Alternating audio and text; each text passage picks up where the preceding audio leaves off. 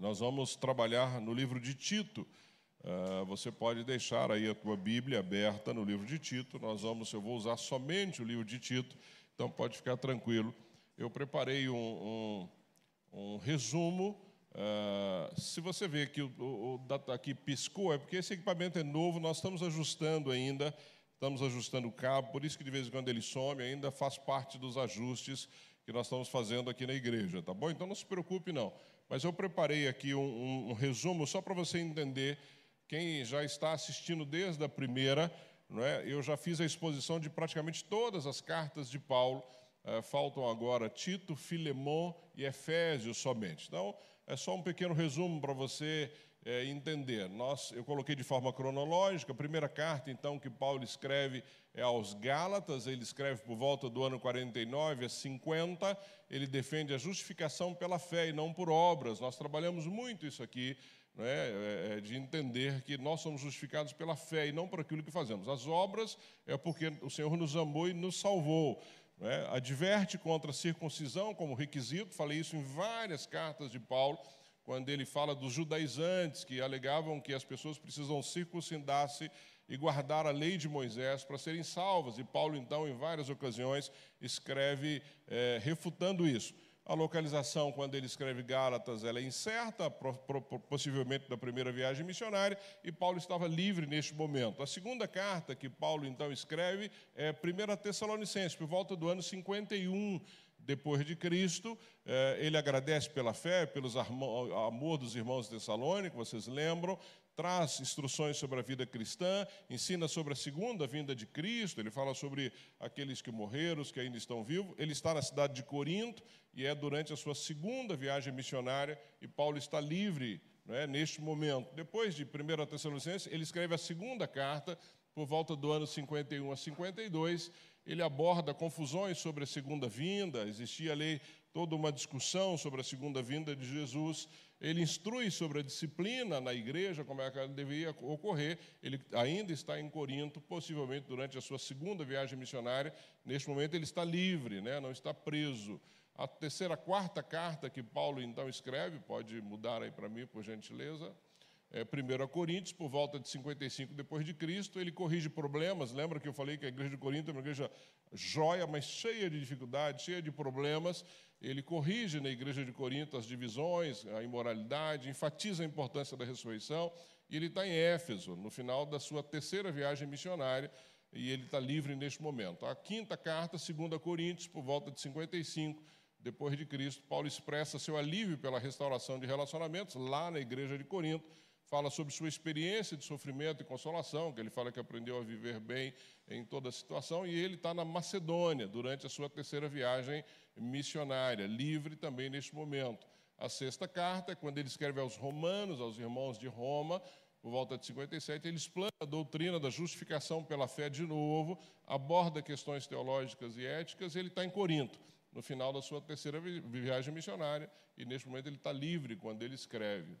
Efésios, que eu ainda não preguei, vou pregar sobre Efésios, talvez sem ser domingo que vem no outro. Ele, por volta do ano 60, ele fala sobre a igreja como corpo de Cristo, é bastante interessante.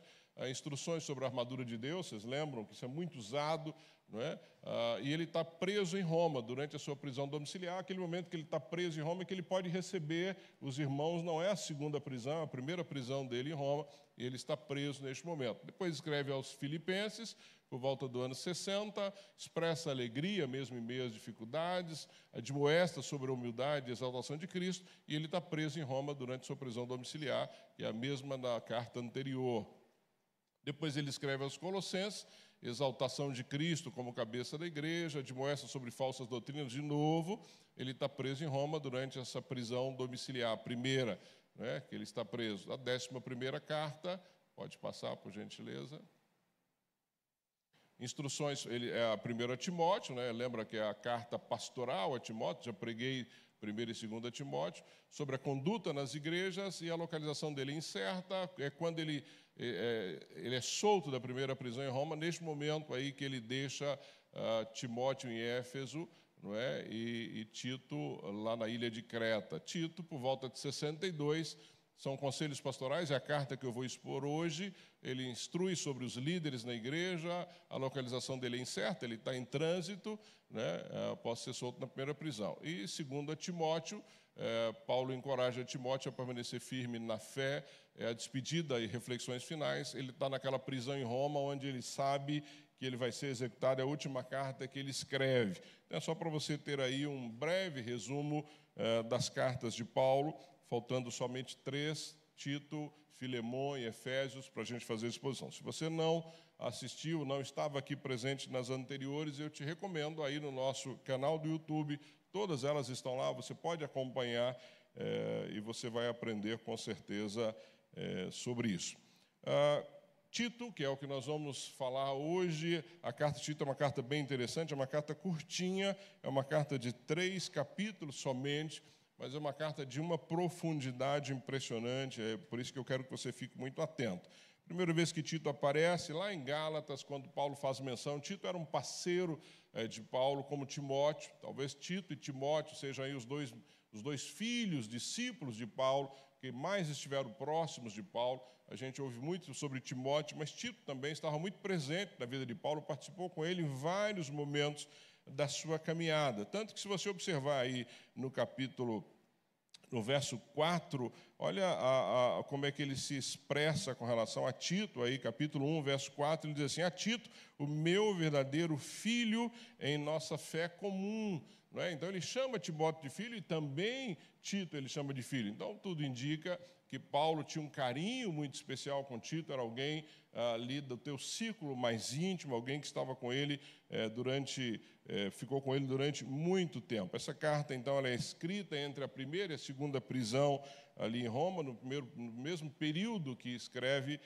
primeiro a Timóteo. Então, essa é a carta que ele escreve. Paulo escreve para Tito, que ficou na ilha de Creta. Aqui, qual é a motivação de Paulo quando escreve a Tito essa carta? A ilha de Creta era uma ilha muito importante naquela região, naquela época. A ilha de Creta, ela era uma ilha que tinha vários portos, e ali havia um tráfego muito grande de embarcações. Então, Paulo, estrategicamente, quando leva o evangelho à ilha de Creta, Paulo tinha a convicção do que ele estava fazendo, porque dali o evangelho poderia ser espalhado para vários lugares. O problema é que em Creta existia uma situação muito complicada, não é? Ali em Creta, ou seja, a ilha de Creta, a cultura cretense era uma cultura bastante complicada, tanto que existia um termo chamado cretizo em grego, que era o mesmo que ser um mentiroso. Então, quando alguém dizia assim: olha, você é um cretizo, alguém que é lá de Creta, você é um ser mentiroso, um homem mentiroso, alguém que mente deliberadamente. Ou seja, só para vocês entenderem como é que era essa cultura em Creta. Não é? Lá em Creta, a maioria dos habitantes do sexo masculino em Creta eram soldados, não esse soldado formado para defender o país, mas eram mercenários, eram homens que, quem pagava mais, eles lutavam a favor deste povo. Então, essa era a grande maioria dos homens que viviam em Creta, e era um lugar bastante inseguro, era um lugar violento, era um lugar onde a corrupção sexual imperava de uma forma muito grande. Os cretenses acreditavam que lá tinha nascido o deus Zeus, que era um deus que era dissimulado, era um deus que ele mentia para as mulheres para conquistar as mulheres. Então, todo cretense tinha orgulho de dizer: olha, aqui em Creta nasceu o deus Zeus, esse deus que engana as mulheres. Então, você imagina como é que era essa ilha, como é que este povo vivia ali. Por isso que Paulo, então, quando ele escreve a Tito, quando ele diz para Tito aí, se você observar no verso 5 do capítulo 1, ele diz assim a Tito: a razão de tê-lo deixado em Creta foi para que você pusesse em ordem o que ainda faltava e construísse presbíteros em cada cidade, como eu o instruí. Então, Paulo, quando envia a carta a Tito, ou quando ele deixa Tito em Creta, ele deixa Tito em Creta porque ele sabia a necessidade daquele lugar. Então, ele diz assim: Tito, eu estou te deixando em Creta para você pôr ordem nessa bagunça. As igrejas em Creta eram igrejas constituídas por líderes corruptos, líderes que se diziam convertidos, e vocês vão ver isso na carta, mas homens que estavam mais preocupados com o dinheiro, com o poder, do que, de fato, em pregar Jesus Cristo. Então, esse é o cenário em Creta, quando, então, Paulo deixa Tito ali para que ele pudesse organizar aquele lugar, por ordem naquele lugar, por ordem naquela bagunça. E aí Paulo, então, de cara, escrevendo a Tito, você pode acompanhar comigo aí, logo no verso 1 do capítulo 1, diz aí: Paulo, servo de Deus e apóstolo de Jesus Cristo, para levar os eleitos de Deus à fé e ao conhecimento da verdade, que conduz à piedade. Não é? A primeira coisa que Paulo trata aqui, queridos, é sobre a eleição. E aí esse é um assunto, eu e o Alan estávamos até brincando no início aqui, esse é um assunto bastante controverso, porque eu coloquei aqui na tela, pode colocar para mim, sobre a eleição. Toda vez que você ouvir ou ler na Bíblia sobre a eleição, os eleitos de Deus, a gente vê isso em várias passagens. Há uma discussão histórica entre calvinistas e arminianos de como essa eleição se dá. Hoje, se você pegar qualquer igreja, a grande maioria das igrejas brasileiras ou no mundo, ela se divide entre isso. Se você é calvinista ou se você é arminiano. O que significa isso? Eu quero só te dar uma palhinha, não vou me aprofundar no assunto, é só para você ter esse conhecimento também e saber como é que isso funciona. Então, você tem lá a doutrina dessa eleição. Quando Paulo diz aqui, no capítulo 1, que ele diz assim, olha, Paulo, servo de Deus e apóstolo de Jesus Cristo, para levar os eleitos de Deus. Tá bom, então o que significa isso? Significa que hoje nós temos duas correntes, calvinistas e a corrente arminiana. O que os calvinistas creem com a eleição? Ela é incondicional e os arminianos creem que essa eleição é condicional. Vou explicar ponto a ponto para você entender. Dentro da doutrina da eleição, os calvinistas creem na expiação total. Volta lá só para eu fechar os pontos. Expiação, um crê que ela é limitada e outro crê que ela é universal. Depravação total. Os dois creem que ela é sim para os dois. A graça é irresistível. Um crê que a graça é irresistível e outros creem que a graça, os arminianos, ela é resistível. E a perseverança dos santos. Um crê que aqueles que perseverarem serão salvos e outro crê que ela é condicional. Mas que bagunça é essa, pastor? Confusão, crer nessas coisas. A igreja evangélica mundial se divide nesses pontos. Não é? E o que significa cada um desses pontos? Agora você vai ver cada um desses pontos. Então, quanto à eleição, os calvinistas defendem a eleição incondicional, afirmando que Deus escolheu alguns indivíduos para a salvação antes mesmo da criação, sem base em méritos humanos. O que os arminianos acreditam? Argumentam que a eleição é condicional, a presciência de Deus sobre quem responderá positivamente a oferta da salvação. Ou seja, um crê, não é, e defende que Deus já escolheu os que serão salvos. Os calvinistas creem nisso. Então, para o calvinista, se você é alguém que Deus já havia escolhido antes da fundação do mundo, você vai ser salvo.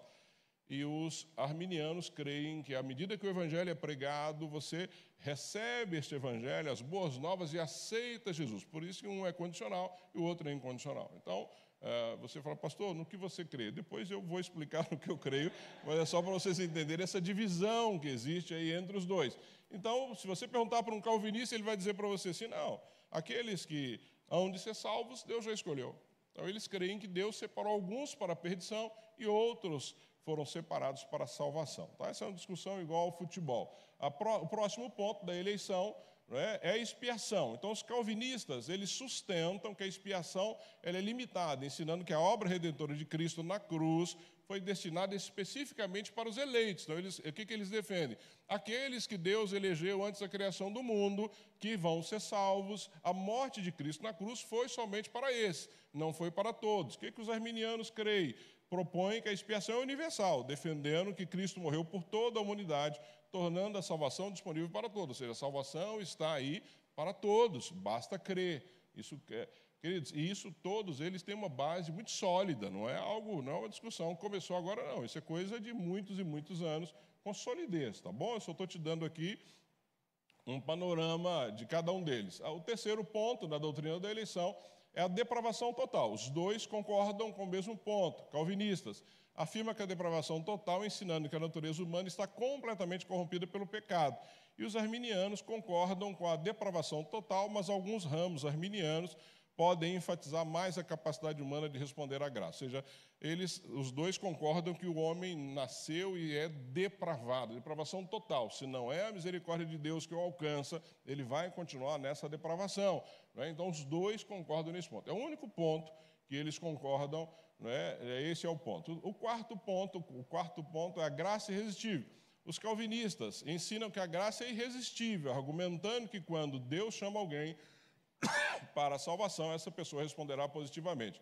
E os arminianos rejeitam a graça irresistível, defendendo a ideia de que a graça de Deus pode ser resistida pela vontade de Deus. Ou seja, lembre-se que o calvinismo defende que você foi eleito por Deus e que você, por ser eleito por Deus para a salvação, você será salvo. Por isso é que eles entendem que a graça é irresistível. Ou seja, se você já é um eleito escolhido por Deus, a graça vai te alcançar e você não consegue resistir a ela. Os arminianos já, como pensam diferentes, não, a graça é irresistível. A pessoa pode ouvir o Evangelho, ela pode sim, não é? Ela pode sim rejeitar a graça de Deus, porque o arminiano não cria que Deus já havia elegido um homem, mas que a salvação é para todos, e aqueles que ouvem e que creem, esses serão salvos. Então, por isso é que para um a graça é irresistível, para o outro a graça é resistível. E o último ponto, dos 5 pontos, entre eles, é a perseverança dos santos. Então, os calvinistas acreditam que na perseverança dos santos, ou seja, os eleitos continuarão na fé até o fim, não perdendo a salvação. Ou seja, aquele que foi escolhido por Deus desde o início, que ouviu a palavra, a graça o alcançou, esse vai perseverar até o fim. Ele não vai se desviar do Evangelho. Os arminianos propõem uma perseverança condicional, onde os crentes podem escolher abandonar a fé, resultando na perda da salvação. Ou seja, a pessoa encontrou Jesus, mas na caminhada ele simplesmente se afasta do Senhor e ele perde a salvação. Pastor, que confusão. É isso mesmo. Né? Hoje, quem faz faculdade teológica discute isso durante meses, e no fim também ninguém chega a conclusão nenhuma. Né? Mas você é sempre levado, se é calvinista ou se é arminiano. Amados, você precisa ler, entender os pontos e decidir o que você crê. Nós, batistas, somos muito tranquilos nesse sentido. Se você perguntar nas igrejas batistas aí, no geral, dificilmente você vai... Talvez hoje as mais...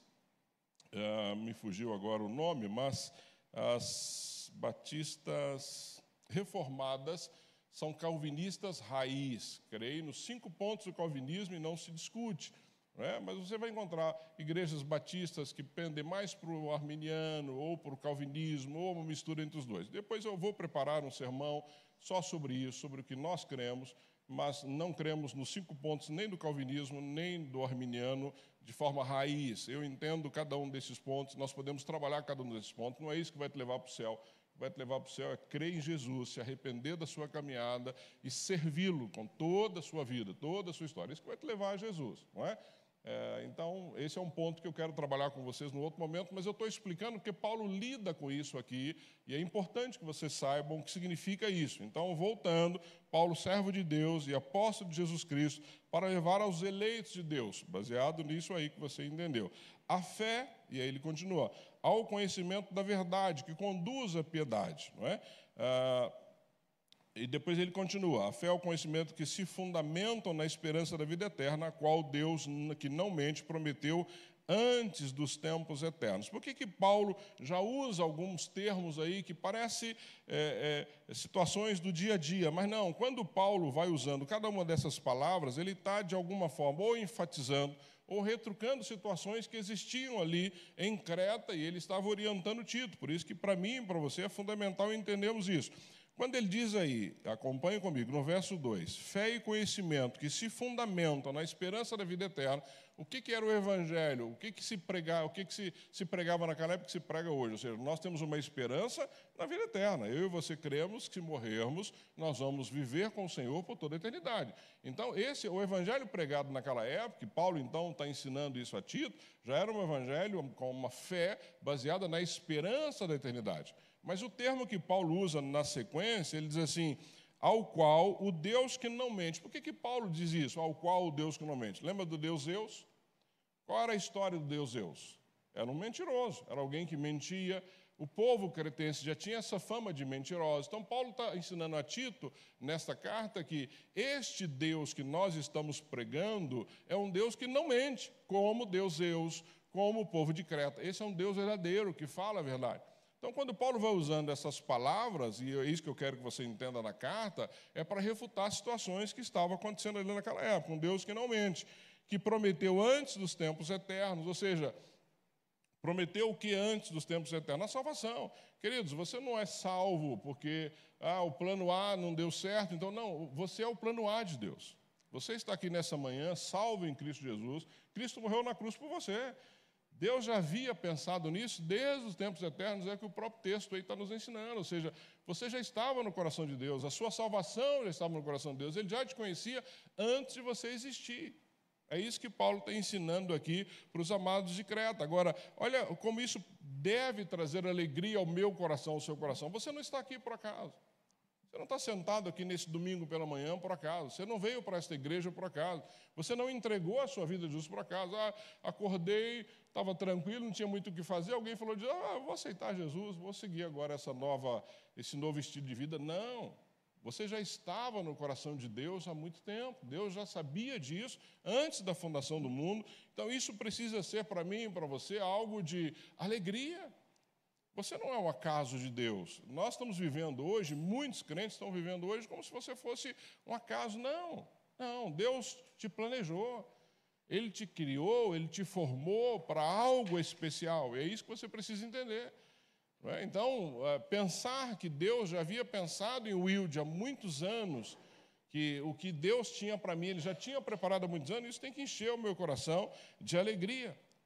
E aí Paulo continua dizendo para Tito, no devido tempo, ele trouxe à luz sua palavra por meio da pregação, a mim confiada por ordem de Deus, nosso Salvador. Ele está dizendo para Tito, Tito, Deus confiou a mim a pregação do Evangelho.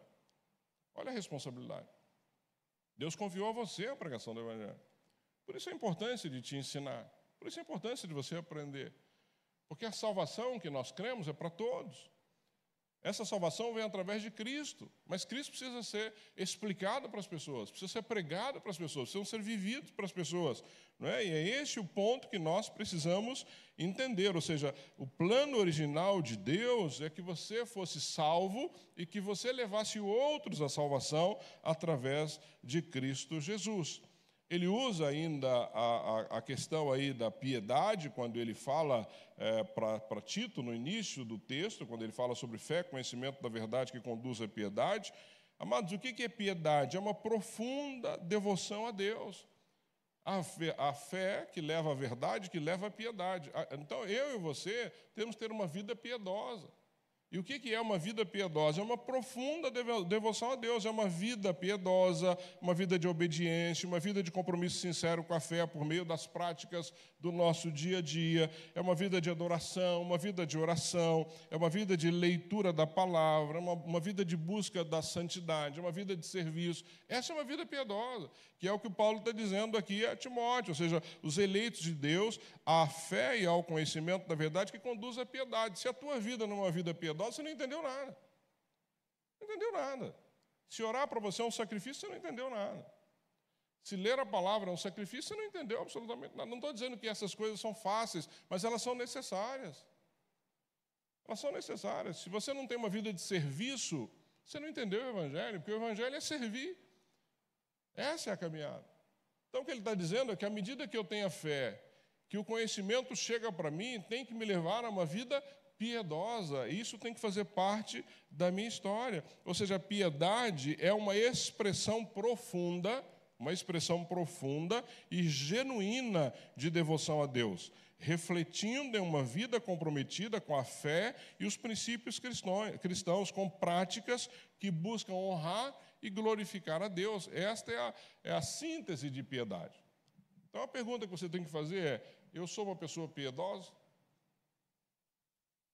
É você que pode responder isso. Eu não sei se você é uma pessoa piedosa. Eu sei da minha vida, né? Mas eu tenho que fazer uma avaliação baseada numa carta dessa, assim, poxa vida, Está longe, hein? Se uma vida piedosa, uma vida de obediência, se uma vida piedosa, uma vida de compromisso sincero com fé por meio das práticas espirituais, se uma vida piedosa, uma vida de adoração. E adoração não é o cantar aqui, não, é um estilo de vida que agrada a Deus. Se a vida piedosa, uma vida de oração, se a vida piedosa, uma vida de leitura da palavra, se a vida piedosa, uma vida de busca de santidade, se uma vida piedosa, uma vida de serviço, e é isso que Deus espera de mim, eu consigo fazer uma avaliação da minha vida. E é isso que você tem que fazer. Cada um tem que analisar a sua vida, se eu sou piedoso ou não, se eu estou vivendo uma vida piedosa ou não. E é isso que Deus espera de cada um de nós. E aí, queridos, Paulo vai na continuidade aí do capítulo 1, ele vai falou sobre essa pregação que foi confiada a ele, né? Depois ele vai falar sobre as características dos presbíteros, a partir do verso 5, que é a função que Paulo deu a ele, ou seja, o serviço que Paulo destinou a ele. Ele diz no verso 5 da razão de tê-lo deixado lá, e no verso 6 ele diz assim, que ele fala sobre o presbítero. Então é preciso que o presbítero, e aqui você vai ver que ele usa presbítero, bispo, não é? Talvez aqui nós pudéssemos pensar presbítero, alguém mais local, bispo, alguém que cuidasse aí de uma região, não é? Você tem lá o diácono que cuida dos serviços à mesa e assim por diante. Então, Paulo aqui em Tito vai dar essas características. Então ele diz assim, ó, e aí, por que isso aqui é importante? Porque nós precisamos ser criteriosos na escolha de liderança, gente. Faz parte da igreja ser criteriosa nesse sentido. E ele diz aí, é preciso que o presbítero seja irrepreensível. O que é irrepreensível? Uma pessoa que não tenha nada a se envergonhar, uma pessoa que ninguém tem um dedo para apontar para você. Eu tive uma experiência aqui interessante que me deixou preocupado. Nós estamos pintando aí à frente, e aí nós temos aqui um vizinho chamado seu Gilson, uma pessoa super bacana, um dentista já de idade, passa aqui sempre na porta todo dia, eu converso com ele e tal, e ele veio falar comigo. Ele falou assim, pastor, eu queria te mostrar uma coisa. Eu fui até na casa dele, ele me mostrou o nosso paredão do lado de lá. Essa parede aqui exatamente está no quintal da casa dele. E ele falou, poxa, pastor, o senhor podia aproveitar agora para pintar aqui, porque o senhor prometeu que pintaria e não pintou. Eu falei, seu Gilson, eu ainda brinquei, eu falei, eu e o senhor estamos ficando velho. Eu falei, mas é a primeira vez que eu entro aqui no seu quintal. Eu nunca entrei aqui. Ele falou, não, o senhor veio aqui. Ele olhou e disse que ia pintar. Eu falei, então, seu Gilson, me perdoe, né? Mas eu vou providenciar para nós pintarmos já, imediatamente. Eu falei, só fique tranquilo com relação a isso. Comprei a tinta, está aí, eles vão pintar essa semana. Queridos, eu não quero que ninguém aqui tenha o dedo apontado para nós enquanto igreja. Ninguém. Eu não vou discutir com o seu Gilson, eu não fui lá. Eu não vi, se eu tivesse visto, com certeza nós já teríamos pintado lá. Eu não teria nem começado a pintar a frente sem pintar primeiro a parede dele do outro lado. Mas o que eu tenho que fazer? Eu vou ficar discutindo com ele. Não, o senhor está... Cuida, seu Gilson. Me perdoa, viu, seu Gilson? Me perdoa, nós vamos pintar. Isso aí. Conversei com ele na sexta-feira, vamos pintar essa semana, já está tudo aí resolvido, a tinta, estendemos o negócio para subir aí, vai pintar lá. É isso que eu quero. Eu quero que o seu Justo, quando olhar para aquela parede, diga assim, nossa, esse pessoal, apesar do pastor ter falado e não cumpriu, mas agora ele cumpriu. Amém, amém. Eu não vou discutir com ele. Eu preciso é corrigir o que ficou. Não dá para ficar batendo. Não, amados, eu quero que ele, a partir de agora, fale assim, realmente, né? Que joia. O povo pintou, está pintadinho, está branco, está bonito. É o que nós vamos fazer. Então, quando ele fala aqui do presbítero, ele está dizendo isso, seja irrepreensível. Marido de uma só mulher. Marido de uma só mulher, que tenha filhos crentes, que não sejam acusados de libertinagem ou de insubmissão, ou seja, líderes que cuidem bem da sua casa. Líderes onde a sua casa seja um modelo, um exemplo. Não é essa cobrança absurda. A esposa de pastor não tem que ser uma pessoa que... Não, amados, esposa de pastor, filho de pastor, filho de pastor. Mas essa casa tem que estar organizada, tem que estar em ordem. Ninguém está esperando perfeição, mas esperamos que seja uma casa organizada. É isso que o líder precisa ter. E aqui serve para qualquer um dos líderes da nossa igreja. Você precisa pensar nisso.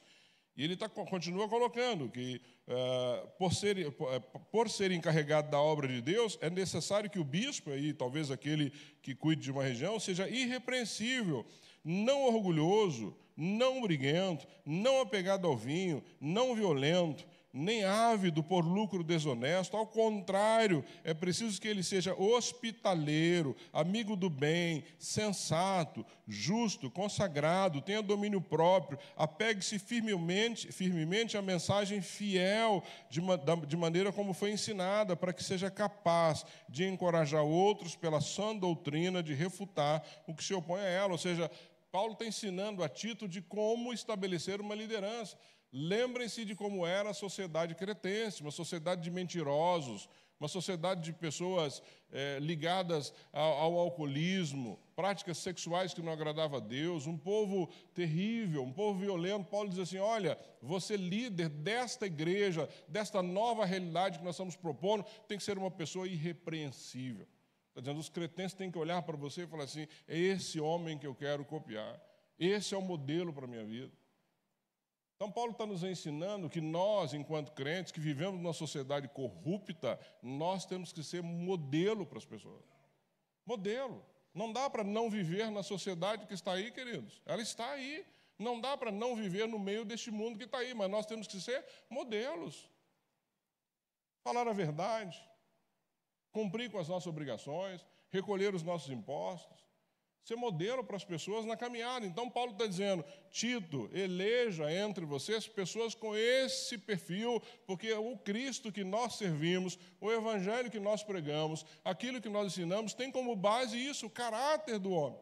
Porque se o caráter dele estiver desassociado da sua vida, as pessoas vão achar que Cristo é assim. Essas pessoas aqui não andaram com Cristo, ouviram falar dele. Tinham que ver Cristo aonde? Na vida daquelas pessoas. E aí Paulo continua no verso 10. Pois há muitos insubordinados que não passam de faladores e enganadores, especialmente os do grupo da circuncisão. De novo, vem os benditos judaizantes dizer, tem que circuncidar. Paulo dizendo, no meio da igreja tem faladores aí, caluniadores, cuidado com esses, trate com cada um deles, não permita que isso continue. E ele continua, pois estão arruinando famílias inteiras, ensinando coisas que não devem, e tudo por ganância. Então ele está dizendo, cuidado com os falsos mestres, cuidado com esses homens que só estão pensando na grana, só estão pensando no poder, só estão pensando no prestígio. Amados, lá em Atos diz que o pastor, primeiro, ele tem que ensinar a igreja, não é? Ele tem que ensinar, ele tem que cuidar do rebanho de Deus. Foi isso que Deus deu um rebanho e deu um pastor. Esse rebanho aqui é do Senhor, o Senhor me deu para cuidar. O que eu tenho que fazer? Eu tenho que ensinar, eu tenho que pastorear, eu tenho que cuidar no dia a dia. Isso é função pastoral. E a outra função que Paulo está dizendo para Tito aqui é que o pastor tem que proteger o rebanho. Proteger do quê? Aonde você está indo? O que você está fazendo? Como é que está a sua vida? Quem você está ouvindo? Qual é a sua fonte de informação? Eu tenho que ficar atento com os louvores que são cantados. Eu tenho que ficar atento com a palavra que sai deste púlpito. Essa é a minha função como pastor. Porque Deus me deu um rebanho para cuidar. Eu sou presbítero dessa igreja. Eu sou aquele que cuida da saúde espiritual dessa igreja. Então, Paulo está dizendo, olha, são esses homens. Agora, enquanto pastor, Paulo, enquanto líder, Tito, não permita que esses homens façam isso. Ele está dizendo, olha, no verso 12, um dos seus próprios profetas chegou a dizer, cretenses sempre mentirosos, feras malignas, glutões preguiçosos, lembrando da cultura cretense. Existe até um poeta famoso entre eles que designava os cretenses dessa forma, mentirosos, gordos, que não trabalhavam, que não queriam fazer nada. E aí Paulo diz aí no verso 13, tal testemunho é verdadeiro, portanto, repreenda-os severamente para que sejam sadios na fé e não deem atenção a lendas judaicas, nem a mandamentos de homens que rejeitam a verdade. Para os puros, todas as coisas são puras, mas para os impuros e descrentes, nada é puro. De fato, tanto a mente quanto a consciência daqueles estão corrompidas. Eles afirmam que conhecem a Deus, mas por seus atos o negam, são detestáveis, desobedientes e desqualificados para qualquer boa obra. Paulo está dizendo, cuidado com esses. Cuidado, porque eles pregam uma coisa e vivem outra. Porque o que eles estão ensinando não tem nada a ver com a vida deles. Eles estão ensinando só para obter ganho, porque são gananciosos. Estão corrompendo famílias. Amados, o que nós temos visto na igreja brasileira hoje? Quantos líderes por aí dando um mau testemunho? Quantos líderes sendo processados? Quantos líderes que hoje, e a internet tem de tudo, histórias, sabe, de situações que denigrem a imagem desses líderes. Quantas igrejas hoje aí que o povo olha para o pastor e não dá para acreditar se ele realmente, de fato, é uma pessoa de caráter ou não, porque tem história aqui, história ali, um comentário aqui, um comentário ali. Gente buscando só popularidade, cliques na internet, likes, seguidores. E Paulo já alertava Tito com relação a isso há quantos mil anos atrás. Então ele está dizendo, olha, não permita, cuide, você, Tito, que é líder deste povo, fica atento. Então, queridos, quando eu digo aqui, cuidado, que vocês estão ouvindo, para onde vocês estão indo, com quem vocês estão dando, cuidado. Porque o que nós precisamos, enquanto família cristã, é demonstrar para todo mundo à nossa volta que nós temos um padrão de vida baseado no Senhor Jesus. Que a minha conduta tem tudo a ver com aquilo que eu falo. Então, Paulo trata isso falando, olha, cuidado com essa turma, cuidado com esses líderes. Depois Paulo vai trazer aí, a partir do capítulo 2, queridos, de forma muito interessante, como lidar com os vários grupos. Então ele vai falar sobre homens mais velhos, ele vai falar sobre as mulheres mais velhas, ele vai falar sobre os jovens, ele vai falar sobre os escravos, ele vai trazendo todas essas informações. Por que Paulo tem essa preocupação? De novo, para quem aquele povo deveria viver uma vida correta? Para a sociedade cretense.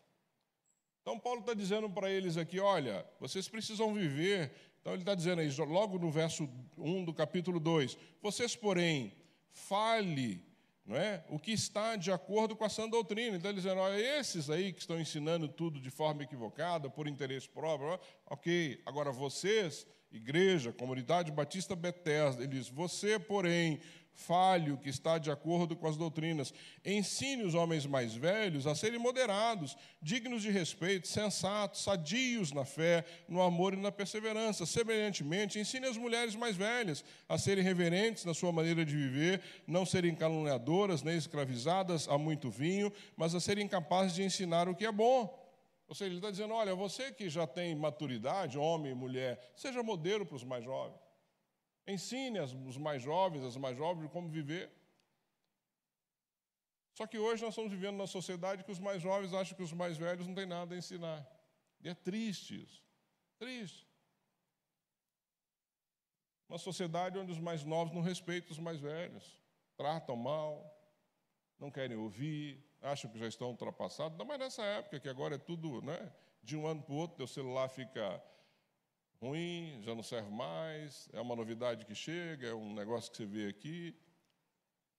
Mas Paulo está dizendo aqui, Tito, olha, ensine esses homens e essas mulheres mais velhas a tratar os mais jovens, não é?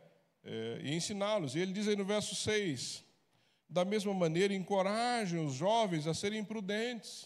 O que é ser prudente, gente? Ter paciência, esperar o momento certo. Não agir como se a vida fosse agora, tudo agora, e não tivesse mais nada para viver.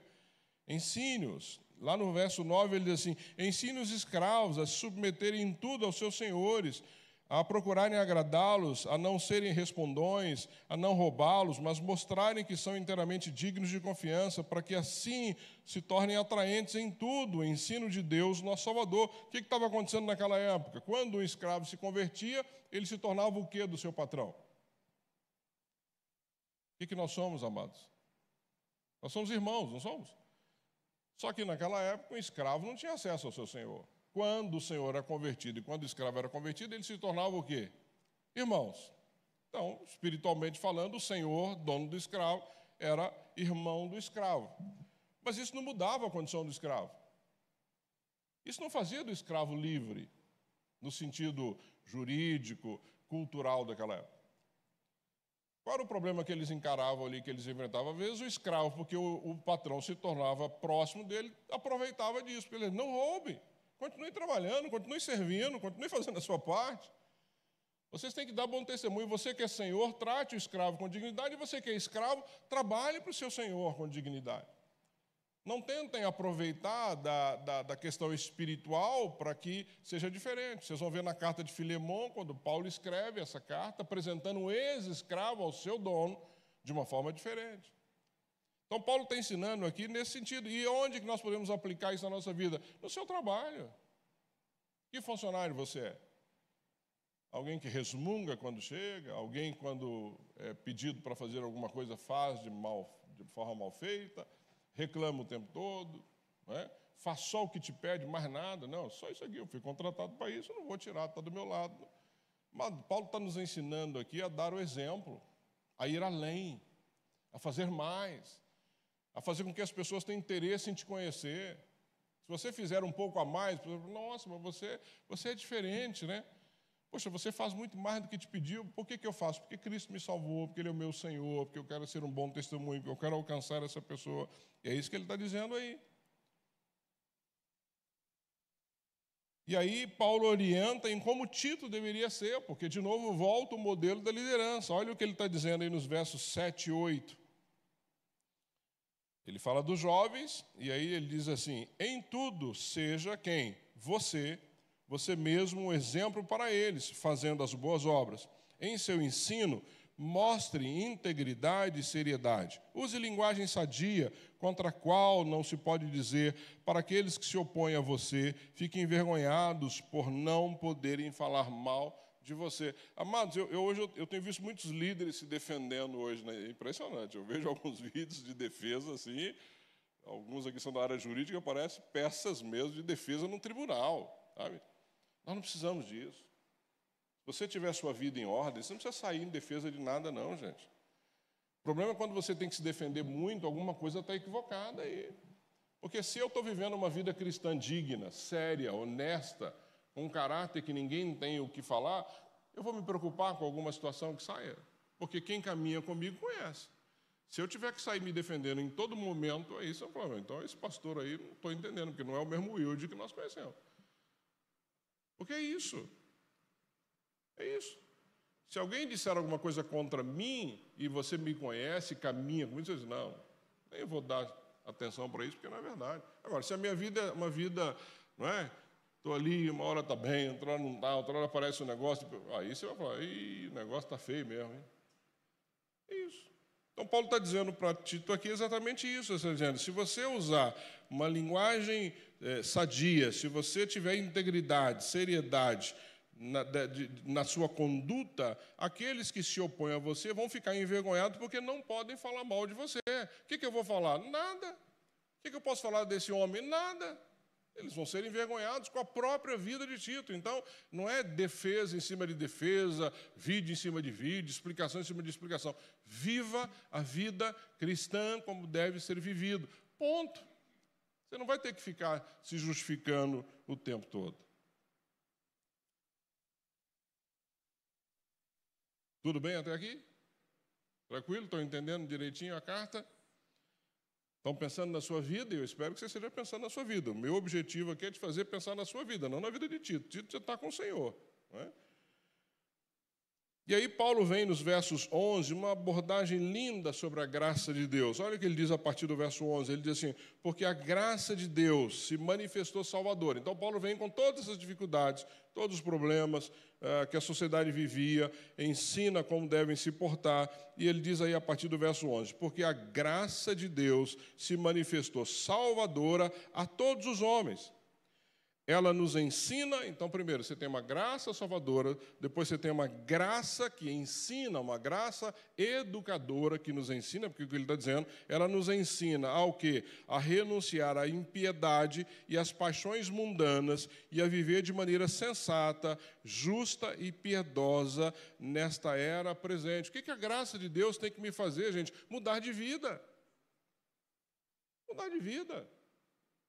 Se a minha vida não mudou absolutamente nada, eu não entendi a graça de Deus. Se eu não entender que eu era um pecador depravado, depravação total, lembra? E que eu preciso do Senhor e que minha vida tem que mudar, eu não entendi nada. Que graça é essa que me alcançou?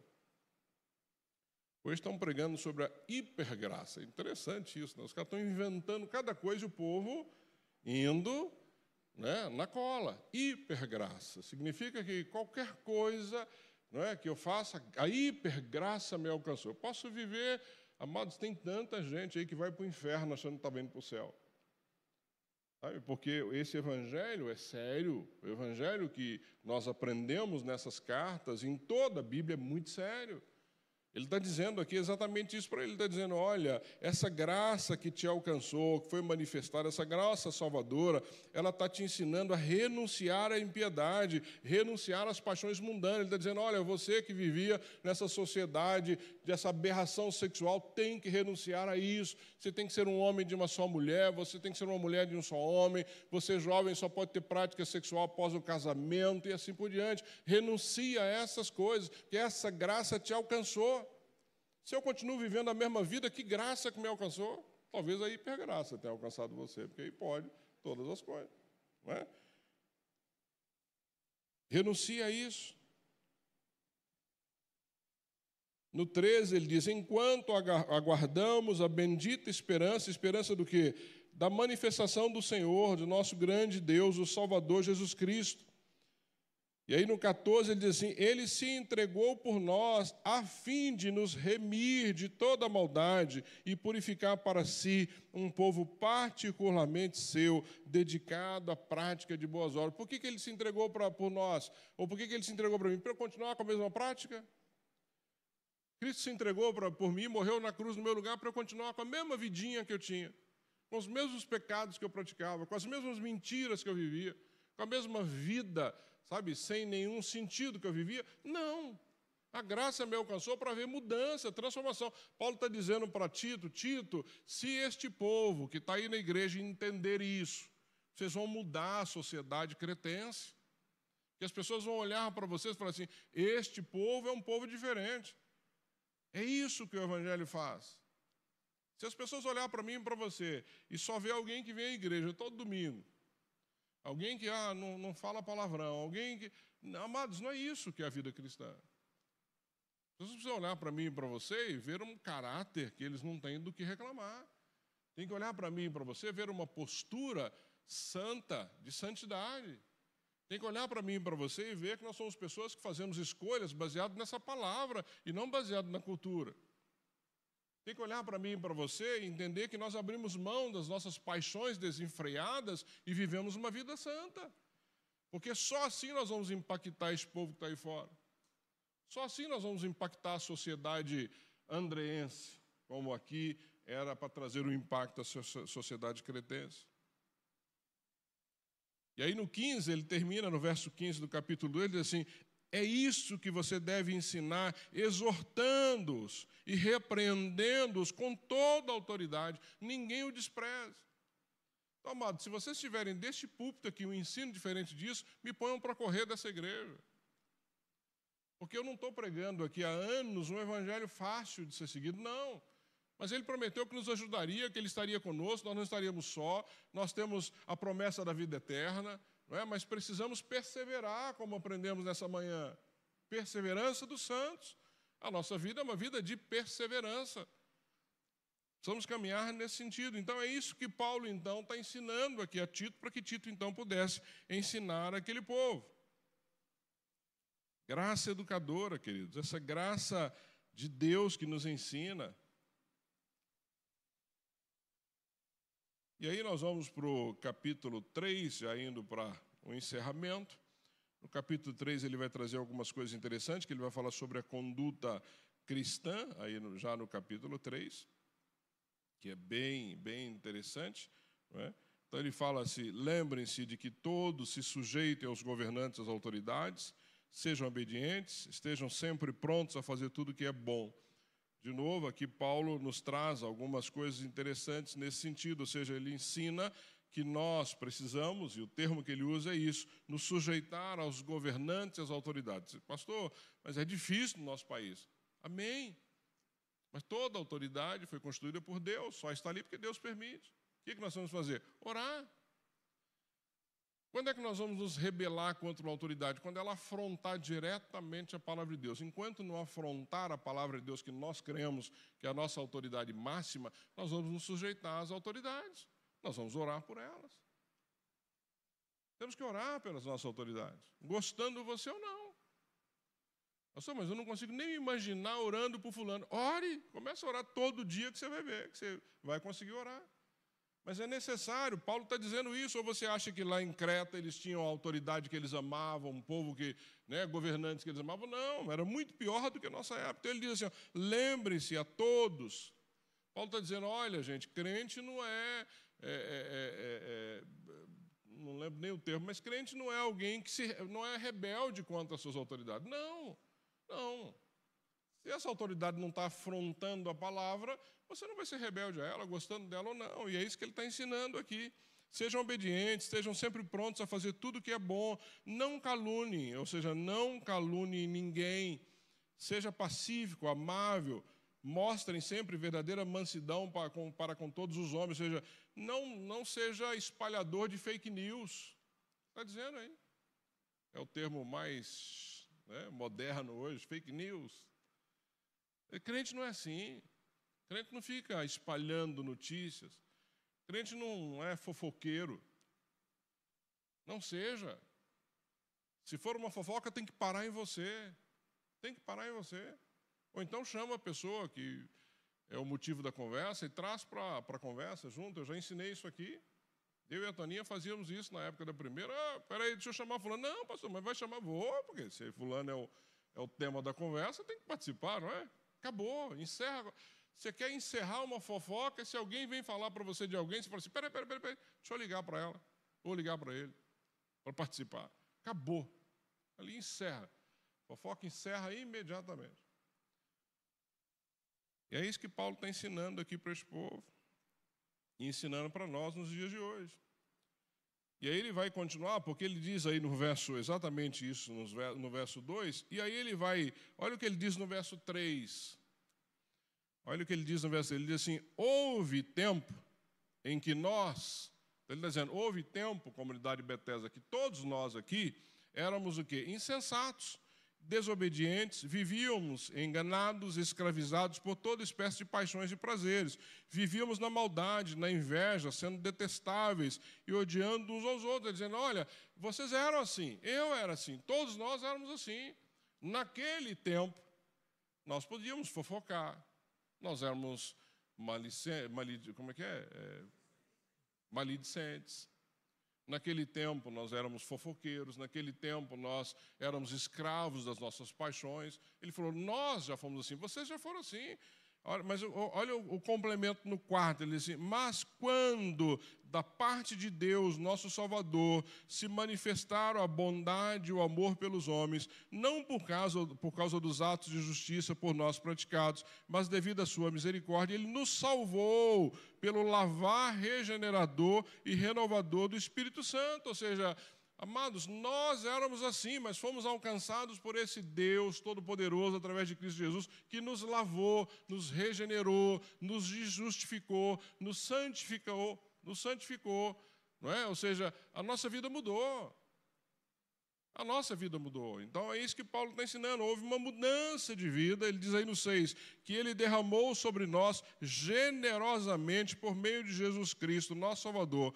Ele o fez a fim de, justificados por sua graça, nos tornemos seus herdeiros, tendo a esperança da vida eterna. Fiel é esta palavra e quero que você afirme categoricamente essas coisas, para que os que creem em Deus se empenhem na prática de boas obras. Tais coisas são excelentes e úteis aos homens. Ou seja, está dizendo, olha, à medida que você entendeu tudo isso, você precisa se empenhar na prática de boas obras. Uma igreja, nós precisamos cuidar uns dos outros. Isso é boas obras. Na igreja, nós temos que nos importar uns com os outros, isso é boas obras. Na igreja, você precisa enfiar a mão no bolso e ajudar um irmão que está precisando, se você tem, isso é boa obra. Na igreja, você precisa distribuir o que você tem, se alguém está precisando, isso é boa obra. Precisa anunciar essas coisas. Precisa ir para o Facebook, Instagram, TikTok, não. Ajude, meu irmão, fiquei sabendo que você está aí com uma dificuldade, eu tenho aqui, posso te ajudar, posso repartir contigo. Precisa tirar um, né? Estou aqui ajudando o irmão da igreja, porque o pastor disse que a gente precisa ajudar. Amados, Quem precisa saber disso?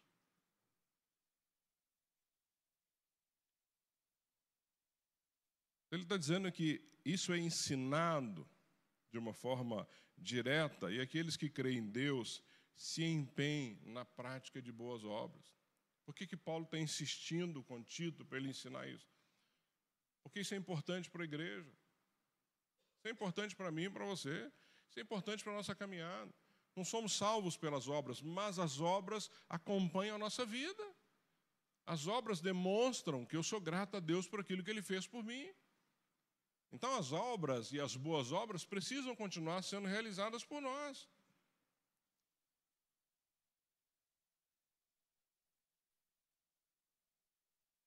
E aí, no verso 9, ele vai falar sobre algumas coisas que devem ser evitadas. Verso 9 aí do capítulo 3, ele diz assim: evite, porém, controvérsias tolas. Evite discussões. Você é calvinista, armeniano, evite isso. Você quer conversar sobre esse assunto? Converse. Você quer estudar sobre esse assunto? Estude. Qual o problema? Não tem problema nenhum você ter conhecimento. Mas evite discussões tolas. Às vezes são discussões infindáveis que não levam a lugar nenhum, com tanta coisa para se fazer aí no nosso meio. Então, Paulo está alertando este povo: olha, evite essas coisas, evite controvérsias tolas, evite falar sobre a genealogia. Para nós aqui, brasileiros, isso não faz a mínima diferença, né? Porque ninguém fala assim: você veio da família de quem? Eu vim da família do Rocha, que veio da... Ninguém nem sabe, né, gente? O Jonathan, meu filho, montou uma época uma árvore genealógica na nossa família. Todo mundo ficou encantado porque nós não temos isso. Quem é que tem isso aqui? Quem é que se preocupa com isso? Eu sou da família de José, que veio de Pedro. Eu sou da família... Ninguém sabe disso, ainda mais aqui no Brasil, que é uma mistura muito grande. Mas, naquela época, se discutia muito isso. O nome era muito importante. Discussões, contendas a respeito da lei, porque essas coisas são inúteis e sem valor. No 10, quanto àquele que provoca divisões, advirta-o uma primeira e uma segunda vez. Depois disso, rejeite-o. Então, Paulo diz: não, se a gente fica com muita discussão, sem fundamento, causando divisão, vai lá, chama a atenção dele uma vez, chama a atenção a segunda. Se ele não se converter, põe-o para fora. Rejeite-o. Rejeite-o. Você sabe que tal pessoa se perverteu, está em pecado, por si mesma está condenado. E aí, queridos, para finalizar, lá no verso 14, né, Paulo aí no verso 12 vai prometer uma ajuda de enviar Artemas e Tíquico, né, assim que possível, para ajudá-los. Fala sobre encontrar Tito lá em Nicópolis, e tudo indica que eles se encontraram lá. E aí, lá no 14, que para mim é a síntese diz aí, ele diz assim, no verso 14 do capítulo 3, quanto aos nossos, que aprendam, olha de novo, a dedicar-se à prática de boas obras, a fim de que supram as necessidades diárias e não sejam improdutivos. De novo, Paulo insistindo na prática das boas obras. E nós temos uma coisa na igreja evangélica: como somos salvos pela graça, nós não falamos de boas obras. E é necessário ter boas obras na nossa vida.